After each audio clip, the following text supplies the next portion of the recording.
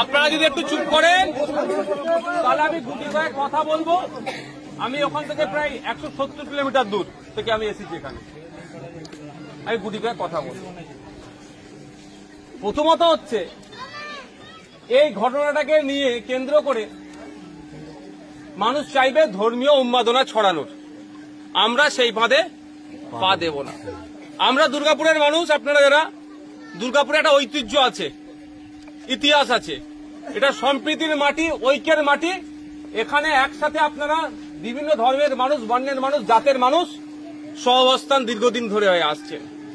কিছু রাজনৈতিক কুচক্রীরা, রাজনৈতিক কারবারিরা এই একসাথে আপনারা বসবাস করছেন, এটাকে তারা নষ্ট করতে চাইছে, ধ্বংস করতে চাইছে। সেই ফাঁদে আমরা পা দেব না। এবার আসা যাক, যারা এই কাণ্ডর সাথে যুক্ত তাদের প্রত্যেকের সর্বোচ্চ শাস্তির দাবি আমরা করছি এবং শাস্তির ব্যবস্থা করতে হবে। ওই লোক দেখানো দুজনকে অ্যারেস্ট করে যদি মনে করে এখানকার প্রশাসন, এখানকার এমপি যারা আছেন শাসক দলের, যে এদেরকে বুঝিয়ে দেবো দুজনকে অ্যারেস্ট করে নিয়েছি, এই গল্প অন্তত আমি শুনবো না।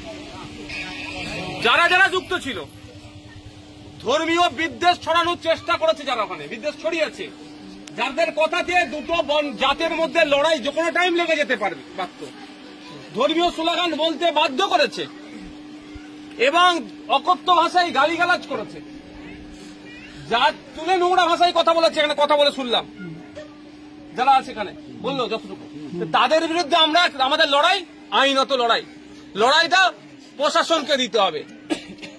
প্রশাসন যদি এর মধ্যে কারো কথা শুনে, শুভেন্দু অধিকারী হতে পারে, মমতা ব্যানার্জির কথা শুনে যদি ওই যে যাদের নামে ডাইরেক্ট নামগুলো শুনেছে, কি কি নাম,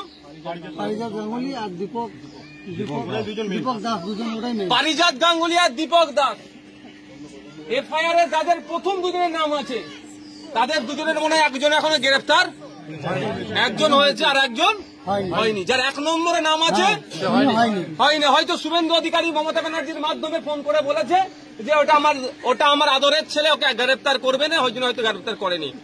কিন্তু আমি আপনাদের বলে যাচ্ছি, আমি 1 সপ্তাহ টাইম দিচ্ছি, যদি ওই কালপিটটাকে না গ্রেফতার করে তাহলে এর জবাব আমরা গণতান্ত্রিক প্রক্রিয়াতে দেব।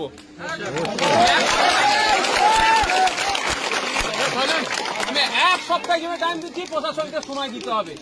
প্রশাসন আমাদের চাইবো আমরা, তারা ন্যায় করবে। ছাতা লাগবে না, ছাতা লাগবে না, আমার বাপের মেরে মাথা ফাটিয়ে 8টা সেলাই করে দিল আর আমার মাথায় ছাতা, আমার ছাতার দরকার নেই।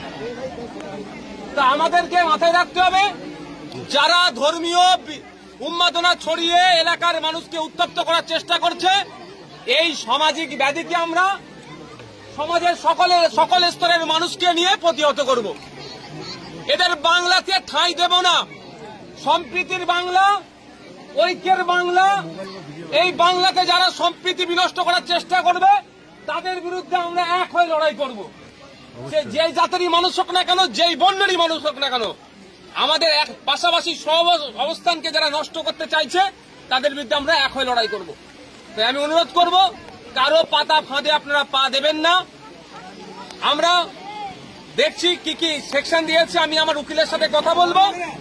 সেকশন যদি অ্যাড করার দরকার হয়, প্রয়োজনে সেকশন অ্যাড করার জন্য আমি কোর্টে যাব, আপনাদের বলে যাচ্ছি। আপনারা বৃষ্টি উঠে যান, বৃষ্টির পরে কথা বলছি।